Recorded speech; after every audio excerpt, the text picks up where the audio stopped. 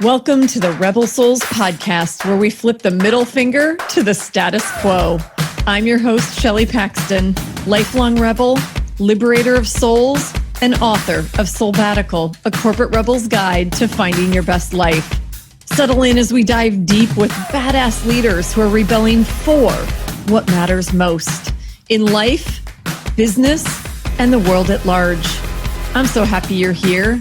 Let's get this revolution started. Before we begin, I want to share an offering from my soul to yours. If you've achieved traditional success only to realize that you're living someone else's dream, then this will start you on a profound journey toward becoming chief soul officer of your own life, just like I did. I'm gifting you a free chapter from my book, Soulbatical, a corporate rebel's guide to finding your best life. It's called Liberating from the Shackles of Should. And if you're ready to, then visit soulbatical.com to download it for free. That's SOULBBATICAL.com. Warning, side effects include intense joy and fulfillment. Hello and welcome back, my fellow rebel souls. All right, I just have to start by saying I'm recording this before the US presidential election, actually a few days before, and it's going to drop the week after the election. So it feels odd knowing that I'm talking to you right now and I have no clue how this is going to transpire and no opportunity to comment on it right now because I don't have a crystal ball.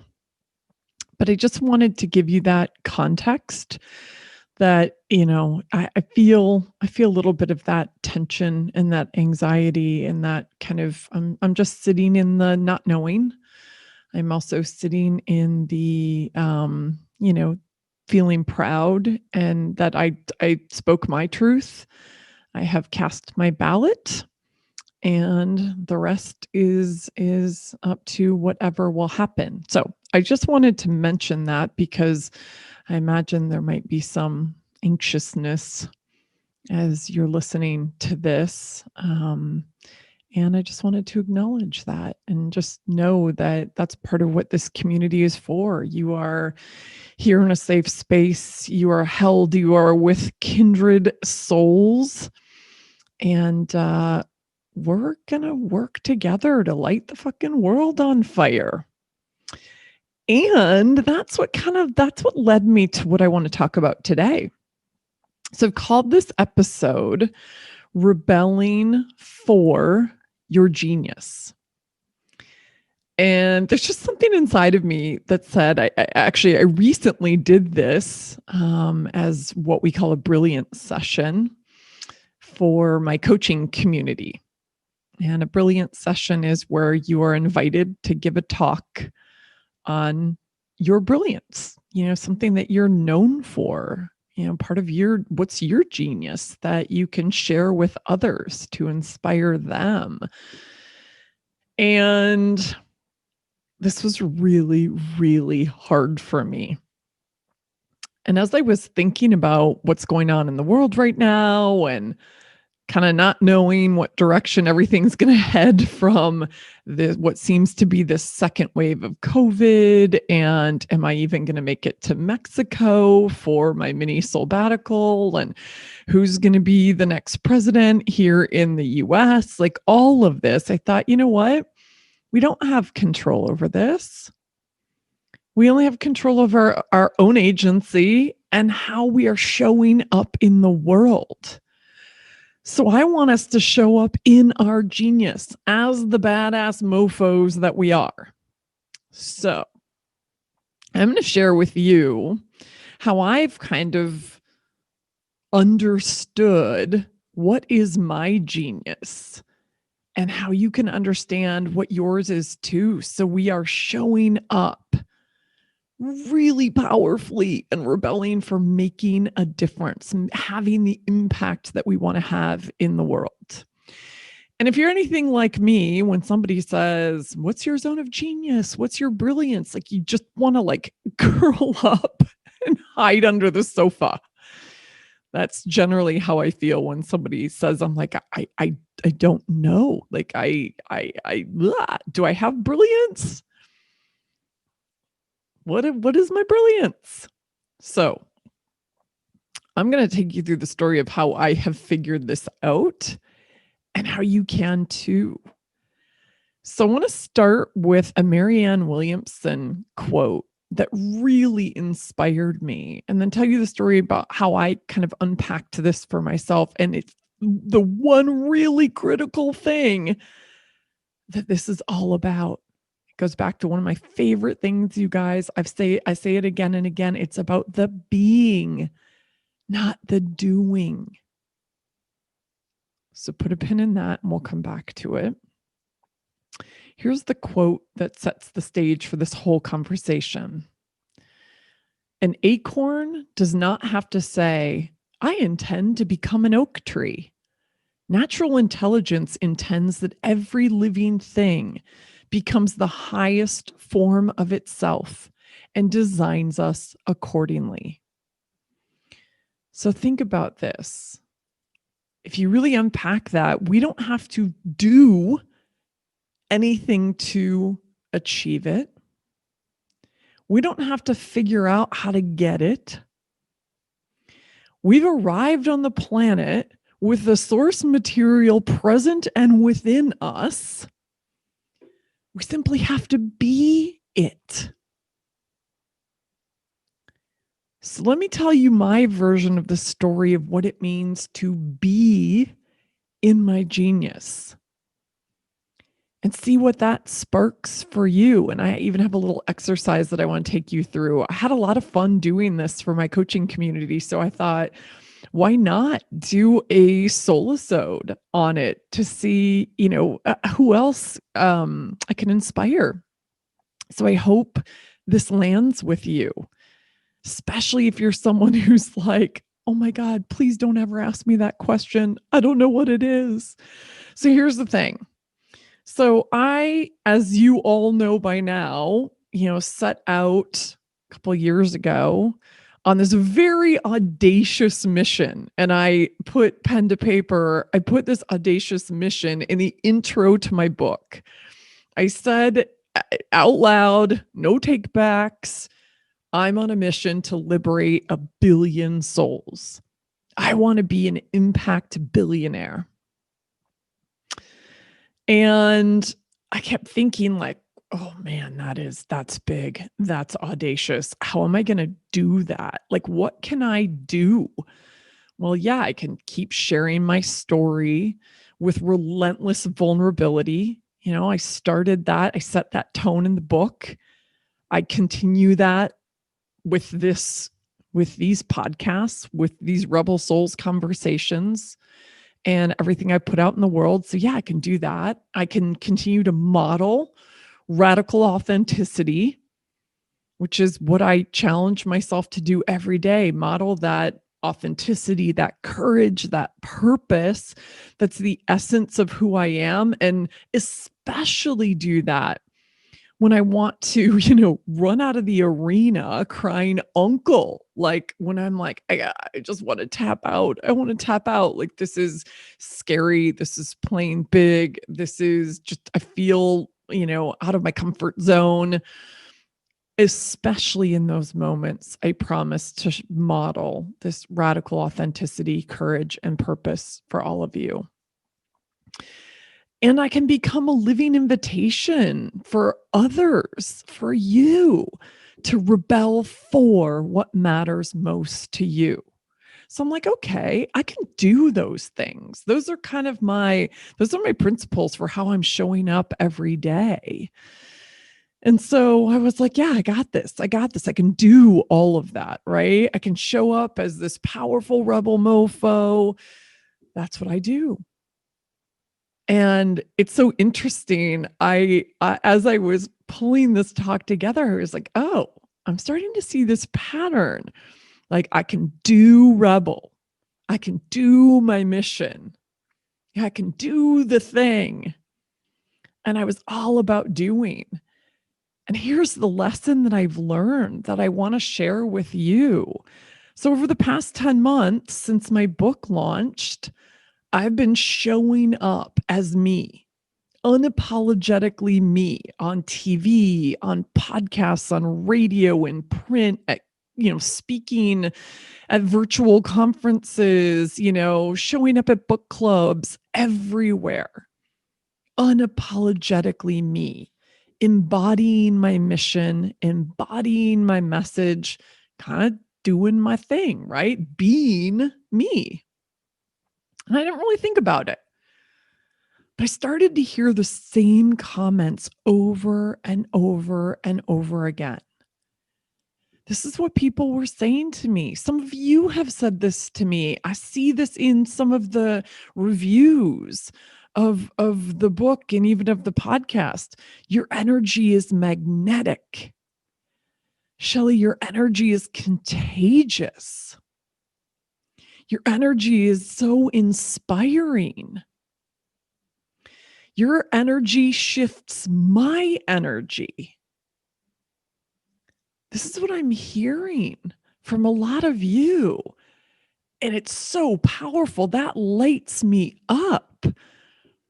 It's really flattering. And I received these compliments with tremendous gratitude, but I didn't understand the real meaning.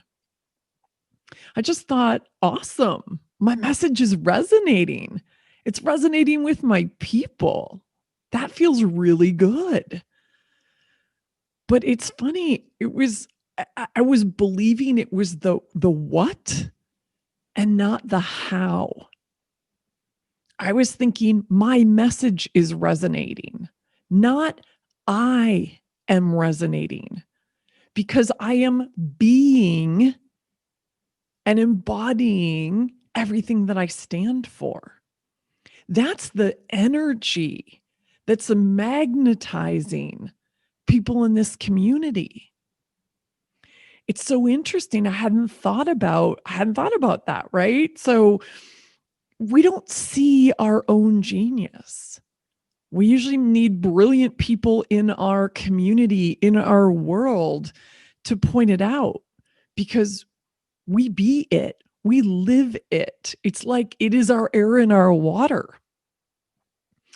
It's interesting. I don't know how many of you have ever thought or said in response to, comments or compliments that you hear over and over again from people, like, well, do you ever say to yourself, like, well, isn't this how everyone else does it? Like, it just seems so natural. It's who I am, or it's who I be, or it's what I do.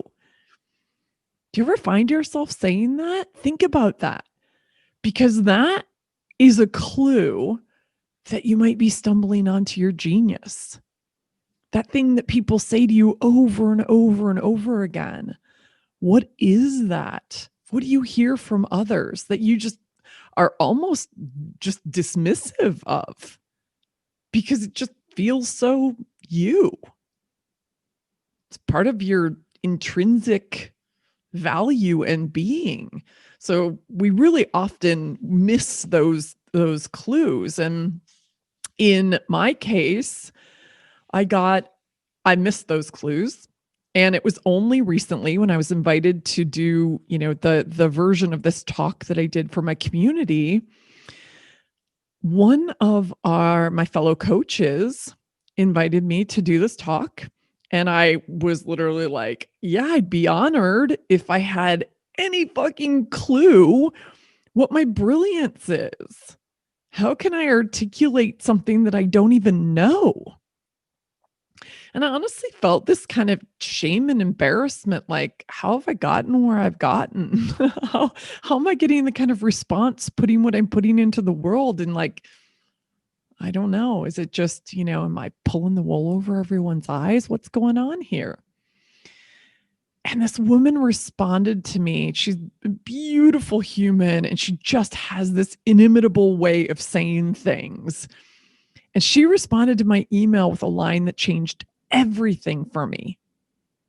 What she said is, Shelley, I would offer that you worry less about articulating your genius and just keep focusing on being your genius. Holy shit. Like that was a total hold the phone, mic drop moment. My first major epiphany on this whole journey was last year writing the book where I understood that empowerment as a rebel truly comes from rebelling for, not rebelling against. That was like epiphany number one. Epiphany number two is what I'm talking about right now. Based on Varian's comments to me, I was like, oh my God, we don't do our genius. We be our genius. I don't know, is that landing for you? I mean, just like my head exploded when she said this. And I was like, oh man. Okay, so wait a second. My presence and my energy are my genius. I can't do presence and energy. I can only be presence and energy. Whew, that's a game changer for me. Honestly, this is just weeks ago that I'm having this epiphany and preparing thoughts for this talk. And it's just so, I mean, it's so wild. I was like, oh, that's it. Okay, yeah, I can do a talk on this. Just be myself. Just going to show up. And then of course, a couple of weeks, few days before I was scheduled to give this talk, I was like heart-stabbing terror struck me. And I was like, oh my God, I got to pull the plug on this whole charade. Like, this is insane. How do I deconstruct my being for people? I'm just like fooling people. And what I realized is that I was experiencing the shadow side of embodying my genius. The shadow side is getting stuck in my head. Yeah, I'm guessing you know that one too. Our genius is in our being.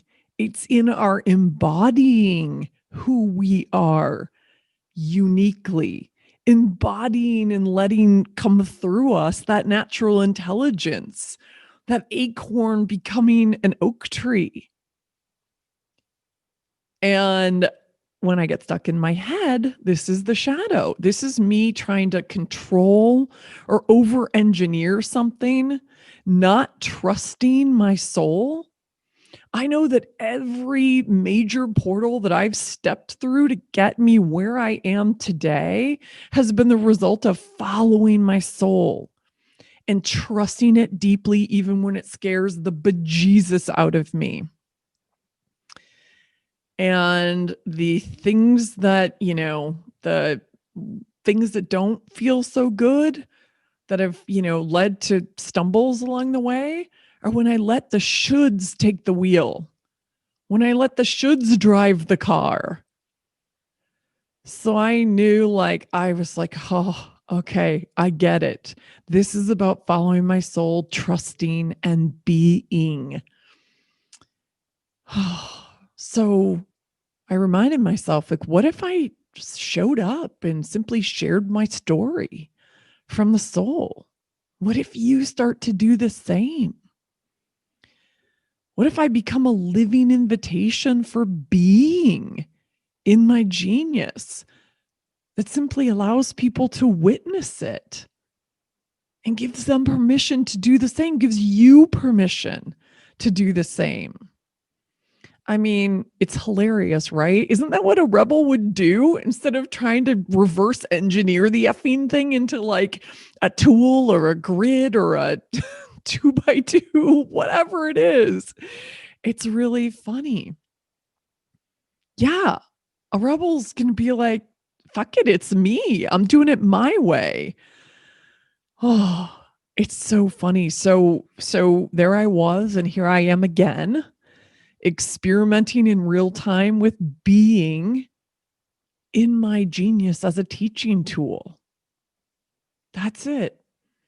I'm not trying to break this down into principles and tools and all those things. I am being, in hopes that that shines a light for you on where are you doing versus being. And when you are being, what is that people miss in the room when you leave? What is that intrinsic value that people comment all the time? Yeah.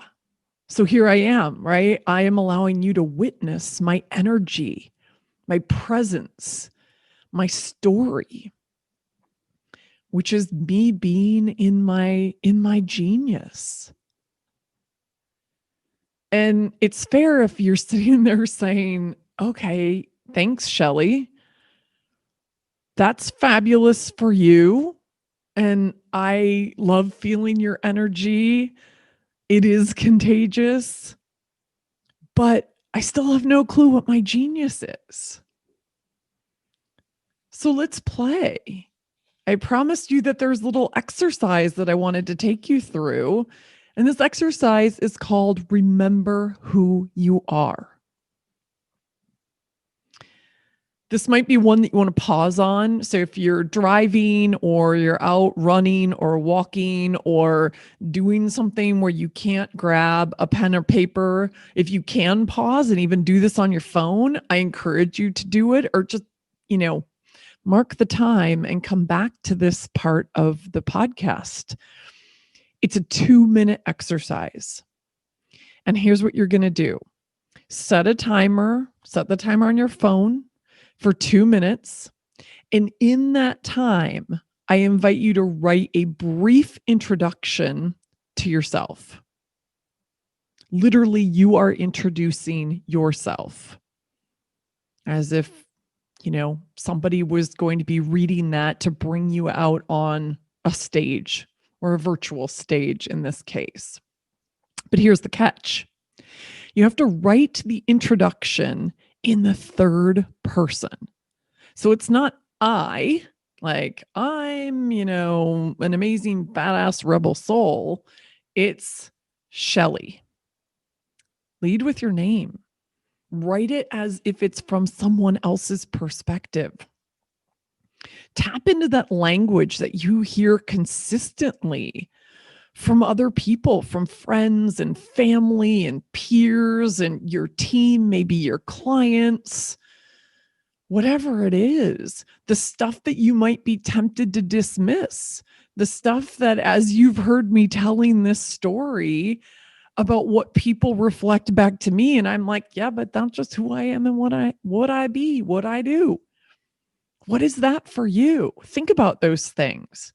And then hit start on that timer and start writing an introduction. Shelley's a badass rebel soul who's on a mission to liberate 1 billion souls. She's a best-selling author who shifts the energy when she walks into a room, whatever it is. It sounds actually kind of silly to say that out loud, but you know what? This is going to feel silly. So do that for 2 minutes and then look at what you wrote. When that timer goes off, what did you write? What surprises you? What does it say about who you be? I did this in real time with the coaching community and it blew people away. I promise you, you will see yourself in a different light. You will have the permission to understand the things about you that you kind of push down or dismiss really readily. It may not be, it may not be perfect. It's not going to be perfect. But I am betting that it's going to unlock something in you and make you think differently about who you be and what your genius is. So have fun with that. Do it a couple times if you want to. Invite people in your family or on your team to do it. But remember who you are. It's so powerful. We forget and we're really quick to dismiss and diminish ourselves and compare ourselves to other people who maybe have these, big titles or whatever. But I am reminding you of your power in the same way that I got reconnected with, like, oh my God, my magic is my energy and the way that I show up in the world. And I was like, well, but that's not special. It is special. And I want you to get in touch with what yours is. And afterwards, your mission, should you choose to accept it, is to do a 30-day rebelling for your genius challenge. Literally show up in your full authenticity and courage and live into your soul's desire for the next 30 days. Think about what you wrote. Remember who you are. How would that human show up? Give zero fucks about what other people think. Stop doing you and start being you in the world. And keep a daily journal. What changed? How did you show up differently? What do you notice is happening as a result? What unsolicited comments are you receiving from people in your life? What clues have you possibly been dismissing that are just now glaringly obvious? Yeah. You're starting to live into your genius. You are starting to be your genius. It's so cool. I mean, this turned me on a dime. I'm not necessarily showing up differently, but I can feel that I'm showing up more powerfully because now I get it and I'm owning it. And it's like the light in my lighthouse just went up like mega wattage. And I want the same for you. So have fun with this. Really dig into it. At the end of this talk, when I initially gave it, I was trying to explain to someone that I feel this on a cellular level. And what I ended up saying is, it was a Freudian slip. I said, I feel it on a cellular level. So I'm sharing that with you to say, actually, that's it. That's what I want you to feel. When you start to own and be and show up in your genius, you will feel it at a cellular level. And I want that for you. So I'm so excited. Do the remember who you are exercise for 2 minutes and then lean into this 30-day challenge and send me a note. Let me know. What are you discovering? What's different? What are people saying? And what has it unlocked for you? I'm super excited to see where this takes all of you, because this has been such a radical shift for me. I'm like, oh, it's so much easier than I thought. I was like, thinking I had to, like I said, the shadow side, over engineer, reverse engineer, architect something to try to make believe that I have, I don't know, that I have, my brilliance has to be something complicated. And in reality, it's not. It's simply being who I am, and for you being who you are. So I invite you to do that. And regardless of what's happening in the world, this ensures that all of us rebel souls are showing up even brighter and more powerfully in the world. We are being in our genius, which will have the ripples of impact. And it will let us be the mighty oaks we are intended to be. So let's go be those mighty oaks.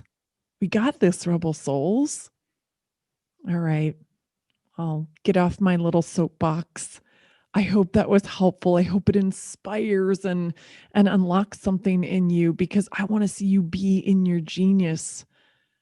I'm really excited about the collective energy that this can create and the impact I know it will have in the world at a time when the world needs our genius. All right. I'm sending big rebel love, lots of virtual hugs, and I'll talk to you guys again next week. Bye. Hey, Rebel. Thanks for listening.